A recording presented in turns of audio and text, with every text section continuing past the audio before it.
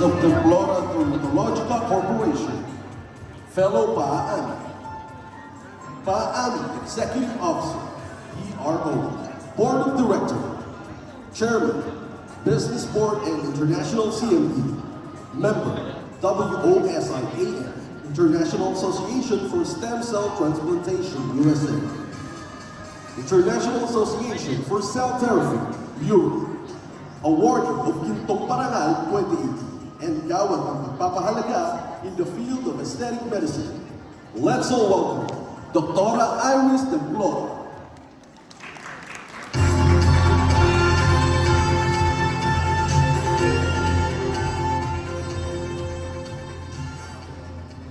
Good afternoon, dear doctors. So today, we will discuss a very interesting topic: how to manage keeping off the weight after a successful weight loss. We know that this is a common concern amongst our patients. Whether they verbalize this or not, majority of our patients' problem is their weight. So let us talk about journey to better weight loss management from evidence to clinical practice. Here are my disclosures. So today, we will divide the lecture into 3 parts. First, we will discuss the importance of preventing weight cycling, followed by the role of liraglutide 3.0 mg in weight maintenance, and lastly, I will be sharing some practical guidance in the use of liraglutide. Weight cycling are repeated periods of weight loss and weight regain. It is also known as the yo-yo effect. This is a very, very common phenomenon wherein patients have some form of weight loss, whether big or small, then this is eventually followed by bouts of weight regain. This forms a vicious cycle. So weight cycling occurs through a combination of factors coming together. Following weight loss, there is a compensatory mechanism wherein there is a decrease in the resting energy expenditure.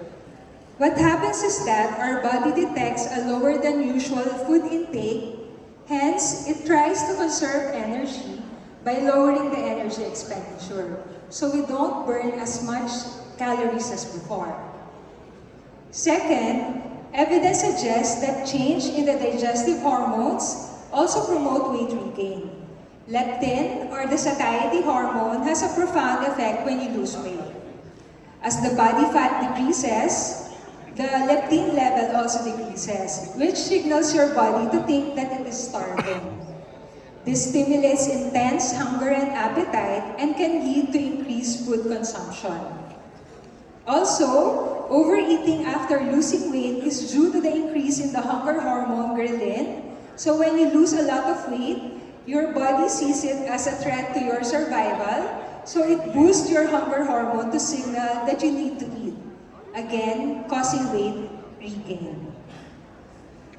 So metabolic adaptation is a physiological process.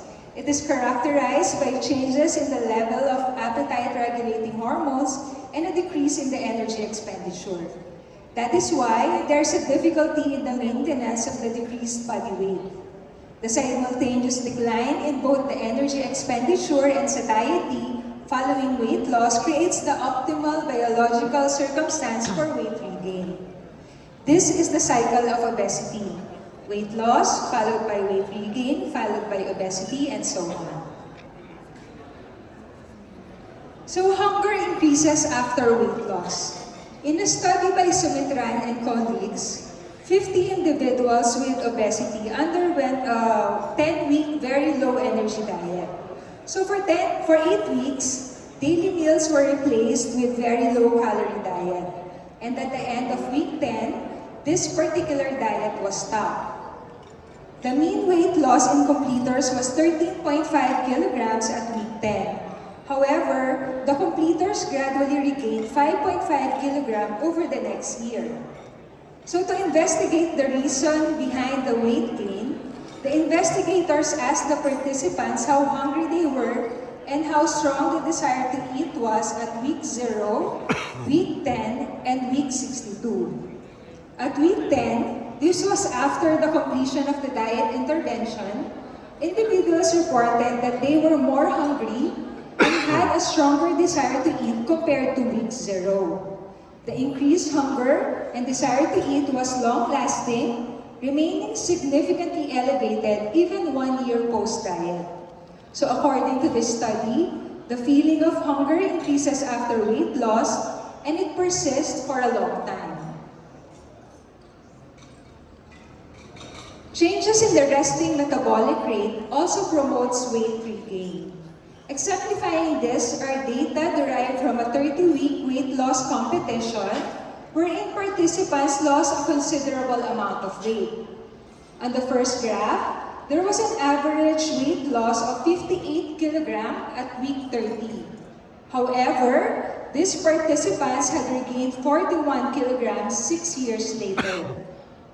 On the second graph, to evaluate the metabolic rate of the participants, indirect calorimetry was used at baseline.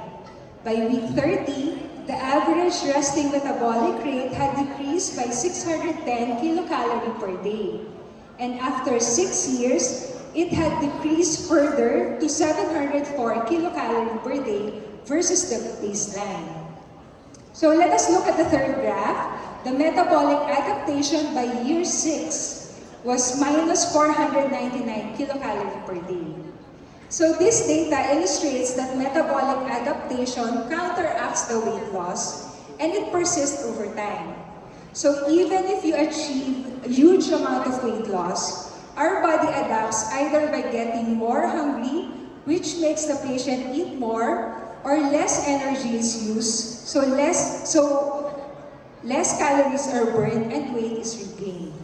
The persistent metabolic adaptation following weight loss is the cause of the yo-yo effect, and it really happens. Multiple studies have also documented that weight cycling or the yo-yo effect is also harmful for patients, the anchor of which is the increase in appetite that leads to weight regain over time. From there, this leads to higher body fat percentage and increased risk for diabetes, cardiometabolic diseases, and even increased risk for death. With that in mind, let us now discuss the evidence of liraglutide's efficacy in maintaining weight loss. How effective is it really? This is a study by Waden, Hollander, and Klein in 2013 entitled Weight Maintenance and Additional Weight Loss with Liraglutide After Low-Calorie Diet-Induced Weight Loss, the Scale Maintenance Randomized Study. So the objective of this study was to test the efficacy of liraglutide 3.0 milligram in maintaining weight loss achieved with low-calorie diet and increased physical activity. So this trial was done from October 2008 to January 2009. It is a randomized controlled double-blind study of 551 obese participants.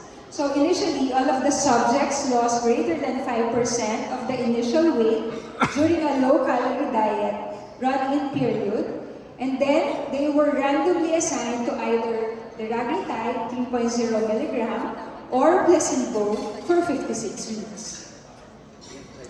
The results showed that liraglutide 3.0 milligram provided an additional 6.2% mean weight reduction on top of the weight loss during the run-in period, as compared to only 0.2% additional weight reduction from the placebo group.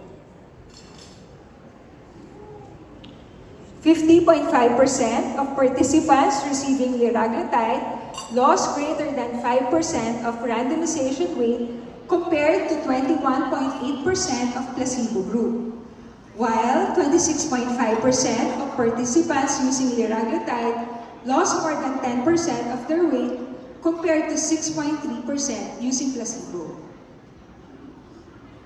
So according to the study, liraglutide with diet and exercise maintained the weight loss achieved by calorie restriction and it induced further weight loss over 56 weeks. Improvement in some cardiometabolic disease risk factors were also observed. Liraglutide, prescribed as 3.0 mg per day, holds promise for improving the maintenance of lost weight. With that in mind, let us now discuss how we can apply liraglutide in our clinical practice. Let me share with you one of my longest managed patient, a 43-year-old male with an initial weight of 206 pounds, BMI of 33.6, obese class 2. So we started on June 13, 2021, more than 2 years ago, and the patient was at 206 pounds. We started liraglutide at increasing doses, and this was accompanied by very low carbohydrate diet and no exercise, since the patient is very busy and really is not inclined to work out. After 1 week, he is already at 199 pounds, and by September 2021, 12 weeks after starting liraglutide 3.0 mg, patient already lost 32 pounds. He is already contented with his weight of 174 pounds and not really keen on losing more. Again, on a different view, we can really appreciate the decrease in the abdominal girth of the patient. On dress size, from size XL, he can now wear size medium slim fit shirt.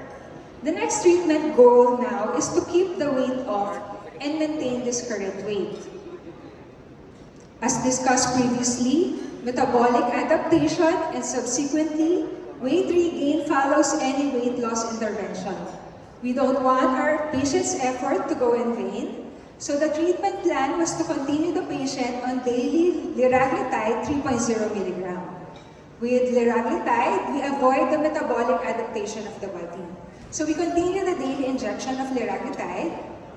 So from the initial weight of 206 pounds and BMI of 33.6 to 174 pounds and BMI of 28.1 after 6 weeks, the patient successfully maintained the lost weight until present 2 years later. There were episodes of fluctuating weight, but it still remains within the range of this new weight, even without strict diet and exercise.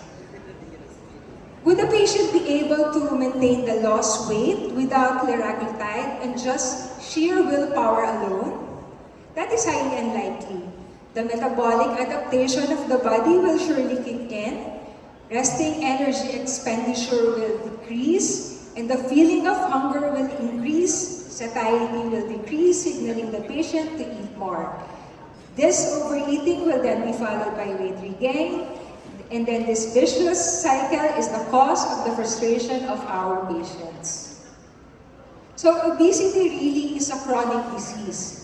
It requires long-term maintenance treatment, just like other lifestyle diseases like the cardiovascular diseases and diabetes. We cannot successfully treat it short-term, stop, and hope for the best. So before we end the lecture, let us delve deeper on liraglutide. It is the first and only glucagon-like peptide 1 receptor agonist approved by the Philippine FDA for weight management. So indications are for adults greater than 18 years old with BMI of greater than 27 with comorbidities or greater than 30 kg per meter squared with or without comorbidities. Last year, it was also approved for pediatric patients, for adolescent greater than 12 years old with BMI of greater than 30 kg per meter squared or body weight above 60. So it's really very safe to use. The following are the contraindication: hypersensitivity to liraglutide or to the excipients, pregnancy and breastfeeding, personal or family history of medullary thyroid or MEN2 syndrome. It is not recommended for less than 12 years old or greater than 75 years old, those with severe renal and hepatic impairment or congestive heart disease. So liraglutide 3.0 comes in a pre-filled pen, administered subcutaneously once a day. So we start at 0.6 mg at 0.1, then we increase by 0.6 mg each week. So by week 2, it's at 1.2 mg. By week 3, 1.8 milligram, week 4, 2.4 milligram, and then week 5 onwards, we maintain it at 3.0 milligram. The dose escalation improves the tolerability. For the adverse effects, the most common are GI symptoms like nausea, vomiting, diarrhea, or constipation. So let's just reassure the patient that the GI symptoms may be expected, but it doesn't happen to all patients. And if it does, it is only transient, lasting 1 to 2 days. So what we do is we start the dose low, and we go slow with the dose titration. We advise the patient to eat smaller portion. They have to eat slowly. They have to stop eating at first sign of fullness. We also advise the patient to avoid fatty food, spicy food, avoid alcohol intake, and smoking. We can also give symptomatic relief like our PPIs or antiemetics. So to summarize, repeated weight loss and weight regain poses adverse long-term outcomes to patients with obesity. Liraglutide with diet and exercise maintained weight loss achieved by caloric restriction and induced further weight loss. Liraglutide 3.0, the first and only Philippine FDA-approved GLP-1 RA for obesity management, provides significant and sustained weight loss and improvement in cardiometabolic risk. Another important tip in my practice, I bundle liraglutide with other weight loss modalities such as lipolytic mesotherapy, RF, cavitation, EMS, and this will ensure that we see the patient at least once a week, and this will usually improve compliance and motivation of the patient. So let us stop relying on willpower to lose weight. Thank you. For any questions, you can scan the QR code and send me a message. Thank you. Thank you very much.